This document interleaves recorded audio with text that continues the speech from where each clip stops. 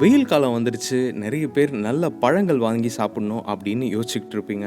அப்படி நல்ல நற்குணங்கள் அடங்கிய ஒரு பழத்தை பற்றி தான் இன்னைக்கு நம்ம தகவலில் பார்க்க போகிறோம். தென் சீனால மலைப்பகுதிகளில் வளரக்கூடிய பழம் பின்னாட்களில் நியூசிலாண்டில் அதிகப்படியாக உற்பத்தி செய்யப்பட்டது. அந்த பழம் தான் கிவி.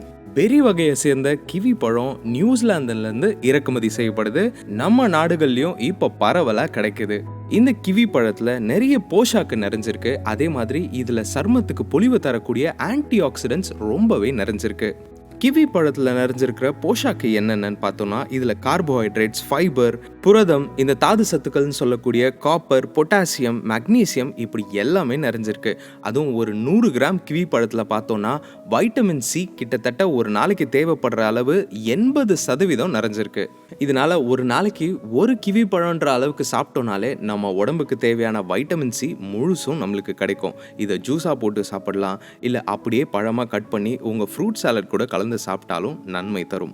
பொதுவாக வைட்டமின் சி நம்மளோட எதிர்ப்பு சக்தியை அதிகப்படுத்தும். இப்படி வைட்டமின் சி நிறைஞ்சிருக்கிற கிவி பழத்தை நம்ம சாப்பிடும் போது நம்மளுக்கு வெயில் காலத்தில் வரக்கூடிய இந்த ஹே ஃபீவர்னு சொல்லுவாங்க, இந்த மாதிரி எதிர்பாராத காய்ச்சல் போன்ற விஷயங்கள்லாம் வராமல் கிவி பழம் தடுக்குதுன்னே சொல்லலாம்.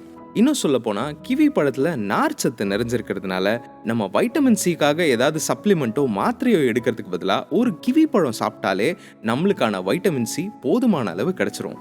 இதோட கிவி பழத்தில் இருக்கிற நார்ச்சத்துனால பழ வகைகள்லேருந்து கிடைக்கக்கூடிய ஃப்ருக்டோஸ் மறைமுக சர்க்கரை நம்ம ரத்தத்தில் இருக்க சர்க்கரையோட அளவை அதிகப்படுத்தாமல் இந்த கிவியில் இருக்க நார்ச்சத்தை பார்த்துக்கும். இதனால கிவி பழத்தை எல்லா வயதினரும் சாப்பிடலாம். சுள்ளன் அடிக்கிற வெயில் காலத்துக்கு கிவி பழம் மாதிரி உங்கள் உணவு வகைகளில் நிறைய பழ வகைகளை சேர்த்துக்கிட்டிங்கன்னா உங்கள் உடலுக்கு ஆரோக்கியம் தானாக வரும். உங்கள் நலனை தேடி நான் இன்பசேகரன்.